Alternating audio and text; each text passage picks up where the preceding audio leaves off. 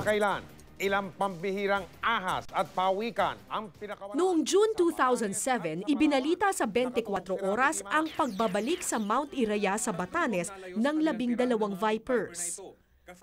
Ipupuslit dapat patungong Malaysia ang mga pit vipers na ito. Planchado na sana ang plano pero nabulilyaso nang magsuspetsya ang customs ng NAIA. Gaano kalaki yung crate nila?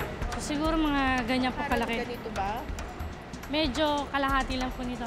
Parang kalahati. Oo, parang nga. Hanggang dito? Parang ganyan po. Pero ganito siya kalaki? Oo, parang ganyan. Ang dami. Tapos? Tapos, kaso wala pa po siyang necessary na documents na naka-attach.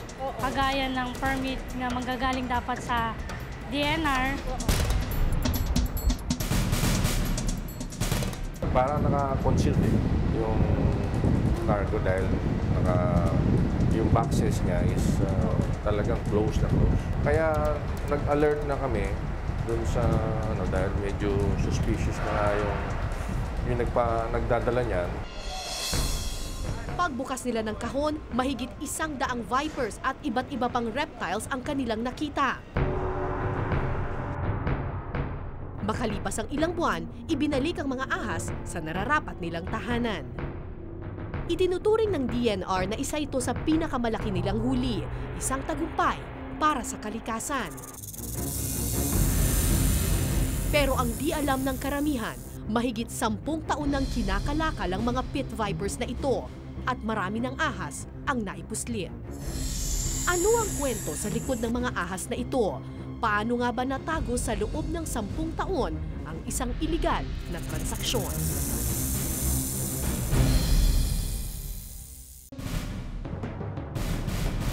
Sa isang bakanteng lote sa Maynila, nakipagtagpo sa akin si Dondon, di niya tunay na pangalan. May-ari ng isang pet shop at middleman sa Batanes Viper Trade.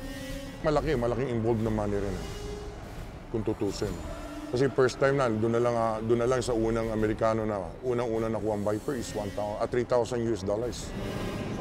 Ayon kay Donton, bago pa man magkahulihan sa NAIA, marami na silang naipuslit na ahas palabas ng bansa. So all in all, gaano karaming vipers ang nakuha ninyo? For me, siguro, sa dami na nakuha ko, round up siguro hindi na maabuti ng 1,000 pieces, siguro mga around 900.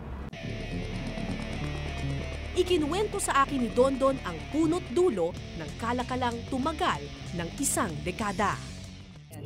Please fasten your seatbelts, put your seat backs in its upright position, and stow your tray tables and armrests.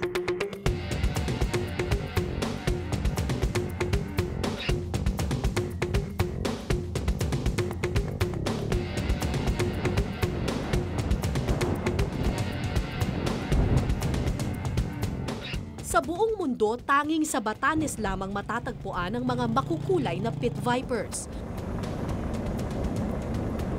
Sa bundok ng Iraya ang pakay ko, kung saan matatagpuan ang mga kakaibang ahas na ito.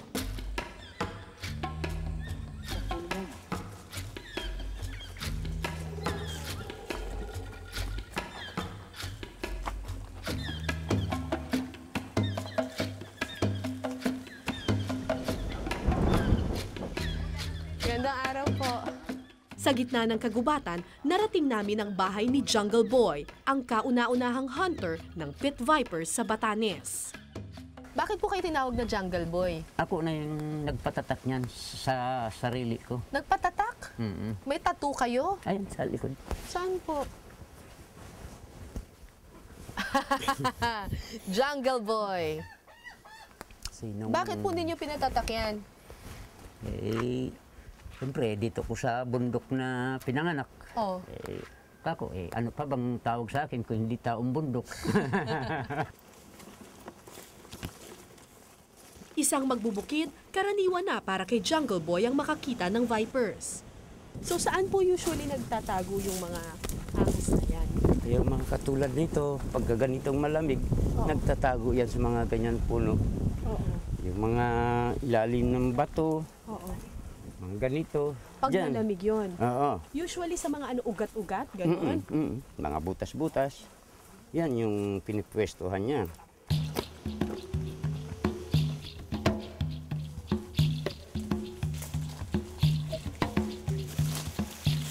So sa mga ganitong klaseng masusukal na lugar, kailangan ang titingnan mo talaga yung nilalakaran mo kasi hindi mo alam, baka mamaya biglang meron na lang ahas doon, matapakan mo. Pag natapakan mo, yun, siguradong magagalit yun, natutuklawin ka.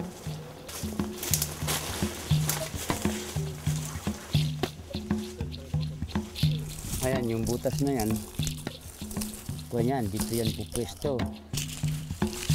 Makalipas ang 1 oras na paghahanap, Ito. May ahas dito.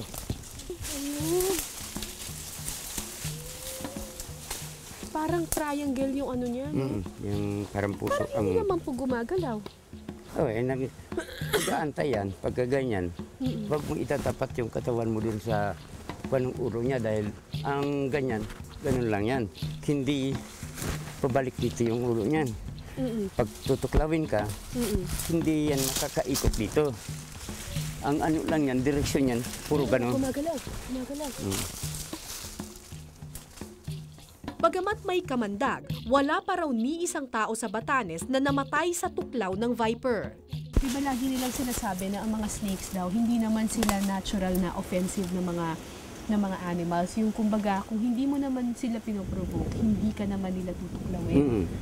At makikita mo dito sa viper na ito, nung pumunta kami dito, naka-steady lang siya. Pero yung may sudden movements, yung bigla kaming gumalaw, saka siya gumalaw. At ngayon, kung makikita mo, nandun na siya sa sulok. Para siyang takot na takot, nagtago na siya. Parang nahiya din. Kaya yung medyo...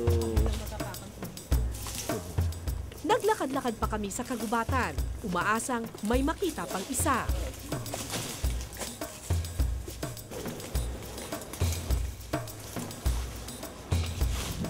Hindi ako binigo ni Jungle Boy. Ayan ito. Ayan, sa taas. Ayan, malaki. Ay, Diyos ko po. Baka mahulog. Oo, yan ang pure white. Hindi ba yan malaglag? Hindi. Hindi basta kunyan, gagalaw yan dyan.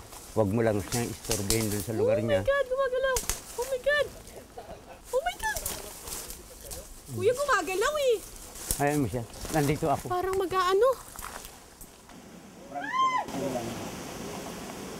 Ayan, nagulit na dito sa pag-biting daw. Akala niya, kalaban niya. Pagkatapos nga ng ilang minuto, napanatag na ako. Namangha ako sa haba at laki ng puting viper. Tulad ng dilaw na ahas, maamo at mabagal ding kumilos ang viper na ito. Ilang minuto na tayo dito, hindi naman tayo tinutok. Hindi naman katulad ng Philippine Cobra yan na pag napakita ng tao, talagang habulin ka. Pero ito, hindi naman ang habol yan. Hindi nangahabol. Oo. So, kung kunyari may madaanan kayo na ganyan, na viper, ang pinaka magandang gawin, iwasan mo na lang. Lumakad ka na lang ng diretso. Mapansin mo. Nakakatakot man sa unang tingin, halos bulag ang mga ahas na ito. Ang mga butas o pits malapit sa kanyang ilong ang ginagamit niya para makaramdam ng init ng tao o hayop sa paligid. Tinitikman naman ng dila nito ang hangin para malaman kung may peligrong papalapit. Sa madaling salita, kung hindi mo lalapitan ng husto ang pit viper, di ka nito mapapansin at di ka rin tutuklawin. Ayon kay Jungle Boy, nung una raw baliwala lang sa kanila ang mga ahas na ito. Dahil mabagal kumilos at maamo naman, nasanay silang mabuhay na magkahati ang ahas at tao sa iisang mundo. Pero nagbago ang pananaw na ito noong dekada 90, nang dumating ang dalawang grupo ng dayuhan. Una ang mga Amerikano na sinundan ng mga Koreano. Ang kanilang pakay, hulihin ang mga makukulay na ahas ng Batanes. 100 piso lang ang kinikita ni Jungle Boy kada araw bilang magbubukid, kaya madali siyang nasilaw sa perang inalok ng mga dayuhan. Yung pure white, binibili nila ng 1,005. Tapos yung mga yellow, brown, kwan lang yun, 200 lang. na mas mababa. Yung puti, yung mahal, yung basta pure white siya, walang kahit konting batik dun sa buntot niya. Pagka namatay yung dinala mo sa kanila, tatapon nila yan dito. Hindi nila dadalhin. Hindi nila bibilin? Hindi. Kailangan buhay? Oo. Buhay yan na ibiyahe nila. Hindi alam ni Jungle Boy kung saan dinadala ang mga ahas na ito at kung paano ito pinupuslit palabas ng Pilipinas. Ang alam lang niya, ang ahas na dati niyang kahati sa kagubatan, pwede nang pagkakitaan.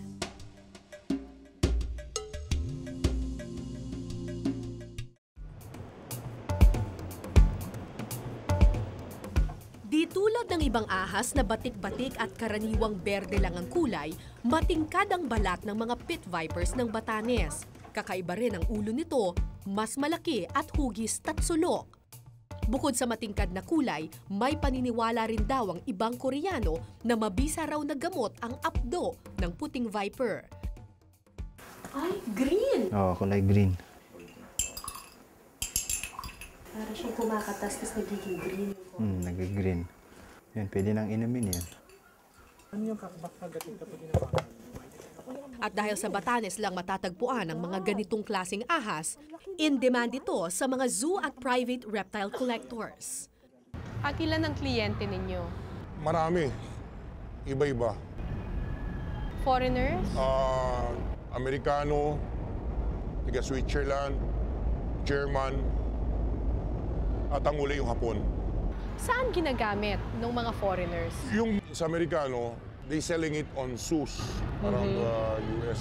Yung German naman, using for medicine. Yun ang sabi niya sa akin. Yung tiga Switzerland naman, same din, mga private collector, binebenta niya. At sa tulong ng mga tulad ni Donton, nagsimula ang Batanes Viper Trade.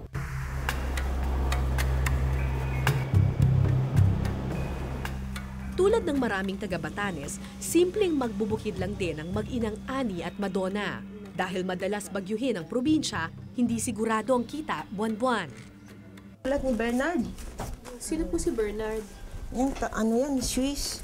Madalas kumukuha ng ahas sa asawa ko noon. Dear Ate Ani and Mang Greg, kumusta po kayo? Sumulat ako para ipaalam sa inyo na naihulog ko na ang kabuuang bayad para sa 20 Viper na order namin, bale 6,000 ho yun. Pero ba't Tagalog po ito? Ano yan girlfriend niya yung madalas sumusulat. Kaya nang dumating ang mga foreigners na handang magbayad ng libo-libo kapalit ng iilang Vipers, agad kumagat ang dalawa. Kasi wala pang trabaho nun yung nanay ko at tatay ko. Kaya pag dumating yung mga yan, tuwang-tuwa na sila. May kita na naman. May kita na naman. Ang mag-inang Ani at Madonna ang kumukontrata ng mga kalalakihan sa Batanes para manghuli ng mga ahas. Magkano ang benta? 1.5. Basta kulay puti, maliit o malaki. Ayun. Basta 1.5. Ay yung Koreano hindi kumukuha ng ibang kulay. Eh yung mga Amerikano? Ayun, lahat basta Vipers kinukuha nila. Magkano bayad nila? Kami po, pag bumibili, ano lang po, 200 per head. Tapos yun, iba na rin yung presyo namin dun sa mga dun sa foreigner. Sa foreigner, magkano? 500, mga kalahati po. Kaya hindi rin nila nire-refer. Pag nabuo na ang order ng dayuhan, sakalang ipapadala ang down payment. Sino po nagdadala sa Manila? Madalas ako. Kayo? Paano niyo po dinadala? Yung asawa ko, ini-impake sa kasi may pinapadala silang lalagyan. Ipinakita sa akin ni Aling Ani kung paano nila ipinupuslit ang mga Vipers. Ini-impake namin sa supot ng harina. Pinapasok ng asawa ko yung papel na ginugunting-gunting sa loob. Tapos, ilagay na dun yung ahas. Para saan daw yung papel? Para hindi sila mamamatay daw. Kung namamatay din, minsan kasi mainit sa loob. Paano niyo po napupuslit sa loob ng eroplano? May binabayaran sila. Hindi ko alam kung magkano binabayad dun. Mga 10,000 yata binabayad dun sa airport. Basta, sisenyas na lang. Pasok mo na lang dyan yung baggage mo. Ako nang bahala. Yun na lang.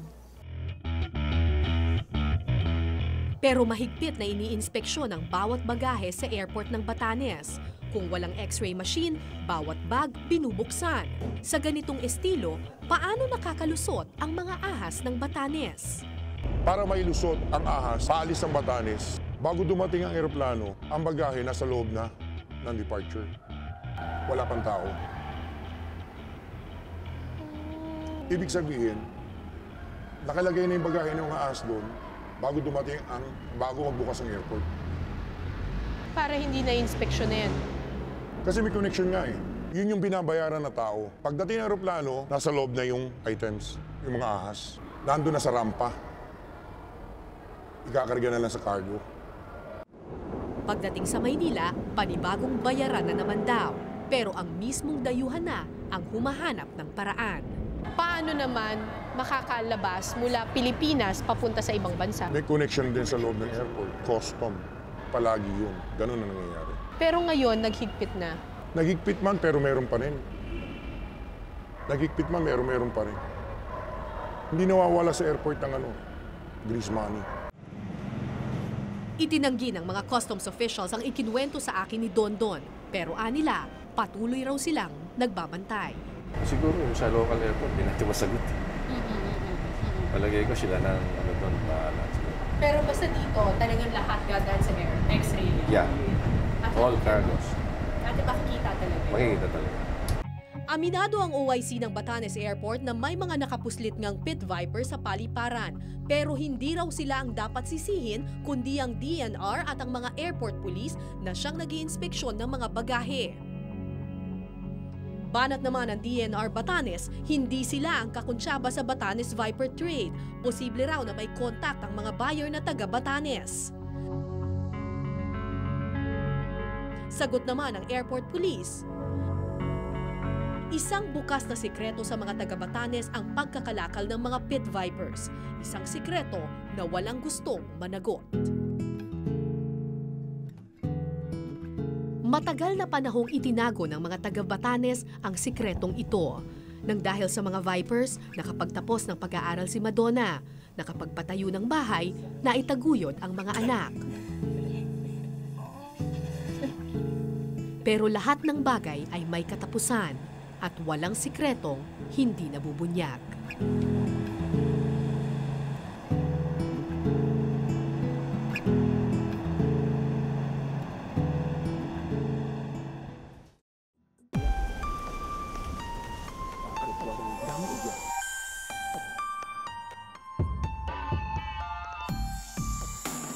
Nakalista ang Batanes Pit Viper bilang isa sa mga threatened species ng bansa, mga hayop na nanganganib maubos at mabura sa mundo. Ayon sa ilang taga Batanes, simula 1990 hanggang 2001, libu-libong pit vipers na ang naipuslit palabas ng bansa. Gustuhin man ng mga environmentalist na pangalagaan ng mga vipers, wala namang batas noon na nagbabawal sa panghuhuli nito. Taong 2001 lang nang maipasa ang RA 9147 o Wildlife Act of the Philippines, batas na nagbabawal sa panghuhuli at pagbebenta ng mga hayop sa gubat.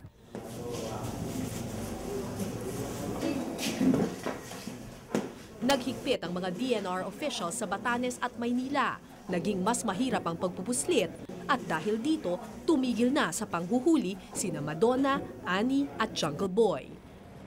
Pero naghigpit man sa pag-iinspeksyon, patuloy pa rin daw ang sikretong transaksyon. Kailan po kayo huling nagpadala? Nagpadala ako ng pera last year. 2008. 2008. So meron pang trading na nangyayari? Yes, oo, meron pa.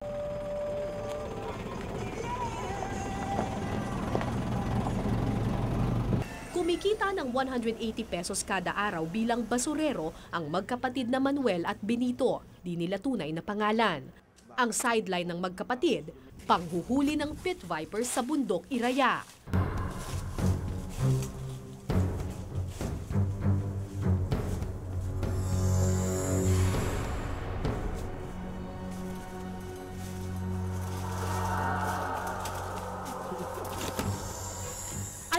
talagang bawal ito, pero di raw sapat ang kanilang kita sa pamamasura para pantustos sa pang-araw-araw nilang pangangailangan. Noong 2007, bawal na siya, di ba? Opo. Pero nakapagbenta pa rin kayo. Opo. Tatago na lang namin Paano siya. niyo ginagawa? Nalagay sa box. Paano niyo pinapasok sa aeroplano? May tip naman yan eh. May tip na sila yan, yung may kausap na siguro dyan sa Maynila eh. Kasi kung hindi man makalusot sa airport, sinasakay sa barko. Sa barko? Sa cargo. Eh, minsan lang yan, pag mayroon kang kilala doon na taga Batanes, padala mo na lang sa kanila o ganyan. Tapos sasalubungin na yan sa Pier 18 yan. Masukal yun.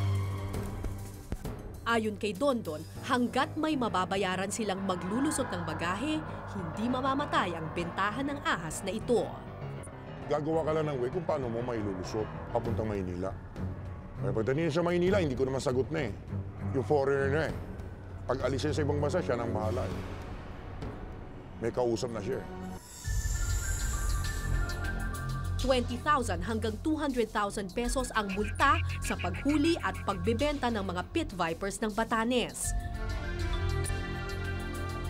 Pero ilang beses mang makapagkumpiska ng ahas ang Bureau of Customs sa NAIA, hindi nito maituro ang mga mailap na buyer ng mga ahas. Yung shipper, fictitious na yung yung nandun sa pangalan. Fictitious? Yes, May sinulat na pangalan yung sinulat, address, pero in-inform ng mga aming hindi naman ma-trace kung nasaan sila. Walang ganong tao? Wala ang ganong tao. At wala rin ganong address? Yes, Dahil dito, wala pa ni isang dayuhan o middleman sa Batanes Viper Trade ang napaparusahan. Aminado ang PAUB o Protected Areas and Wildlife Bureau na hindi sapat ang mga tao nila para bantayan ang lahat ng kagubatan, lahat ng pier at paliparan. Pero responsibilidad daw ng lahat ng Ivatan na bantayan ang yaman ng kanilang kalikasan. Dapat doon pa lang sa Batanes na napipigilan na natin. Siguro, kailangan din natin palakasin yung enforcement doon sa isla mismo. Kung mataas na yung kaalaman at appreciation ng mga tao, mismong sila ang nagsusumbong sa amin o mismong sila ang nagpipigil ng mga nangongolekta. Kailangan siguro mas strengthen din yung information drive doon sa kahalagahan ng mga pit vipers at saka iba't ibang hayop at halaman na makikita lamang sa Batanes. Ayon kay Director Lim, mahalagang pag-aralan ang kamandag o venom ng mga pit vipers. Mula dito, maaaring makakuha ng anti-venom o iba pang gamot na makakatulong sa tao. Bukod dito, malaki rin ang ginagampanan ng mga vipers na ito sa pagpapanatili ng balanse ng kalikasan. Ang mga vipers ang kumakain ng daga, palaka at insekto sa gubat. Sa makatuwid, kung tatanggalin ang mga pit vipers sa gubat, maaari itong magdulot ng panibagong problema. Maaaring dumami ang mga daga at iba pang peste.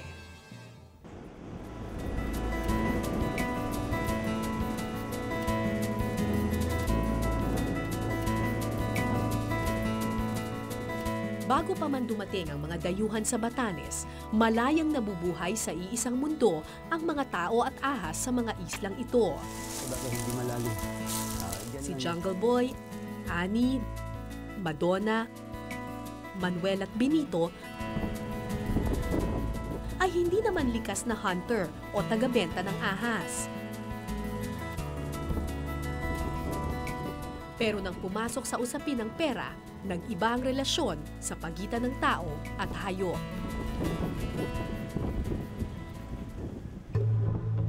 Pinapurihan ng lahat ang pagbabalik sa Batanes ng mga pit vipers na nakumpiska sa NAIA kamakailan. Sa wakas, may babalik na sa nararapat nilang tahanan ang mga kakaibang yaman ng Batanes. Isang hakbang raw ito tungo sa pangangalaga ng kalikasan. Pero ligtas pa nga ba sa kagubatang ito ang mga pit vipers? Hanggat may mga dayuhang magsasamantala sa kahirapan ng mga Ivatan, hanggat may mga taong tatanggap ng bayad para makapagpuslit, hanggat may mga taong papayag na nakawan at yurakan ang sarili nilang kagubatan, hindi kailanman magiging ligtas sa sariling tahanan ang mga ahas ng Batanes. Magandang gabi, ako po si Cara David at ito po ang Eyewitness.